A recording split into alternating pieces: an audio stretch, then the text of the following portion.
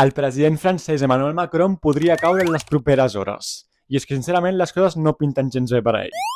I fins i tot el líder del seu propi partit ha dit que hauria de convocar eleccions presidencials i dimitir.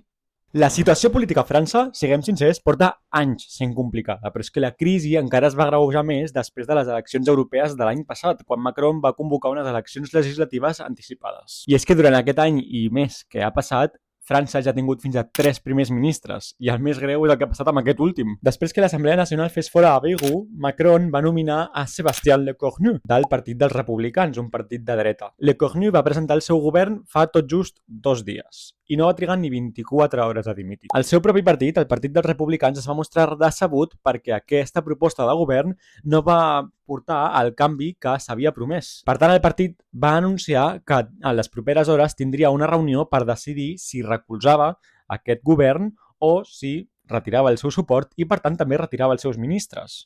I abans que passés això, Lecornu va decidir dimitir i tirar la pilota a Emmanuel Macron una altra vegada. Macron, qui per cert, va demanar 48 hores per pensar en la seva propera jugada. La cosa és que estem a menys de 24 hores de que es compleixi aquest termini i la situació a França ha escalat i cap a malament. Vaja, que si el got ja estava vessant, ara ja s'ha caigut i s'ha trencat. Els de Le Pen, per la seva banda, han anunciat que no recolzaran cap més primer ministre que proposi Macron. És a dir, que volen que convoqui eleccions legislatives una altra vegada. I l'esquerra, per la seva banda, es troba més dividida que mai, amb l'esquerra insubmisa de Mélenchon demanant eleccions anticipades i també eleccions presidencials anticipades, i amb els socialistes anant per la seva banda i obrint-se a Macron per conformar un govern conjunt.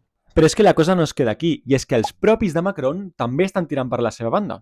I és que tot just ahir, Gabriel Attal, que va ser primer ministre de França i que tothom veu com a successor de Macron, va dir que no estava entenent què estava fent el president, exactament. I avui, en una entrevista, ha dit que creu que Macron hauria de convocar eleccions presidencials, és a dir, que el propi Macron hauria de dimitir. Ara, llavors, sembla que només hi ha 2 escenaris possibles.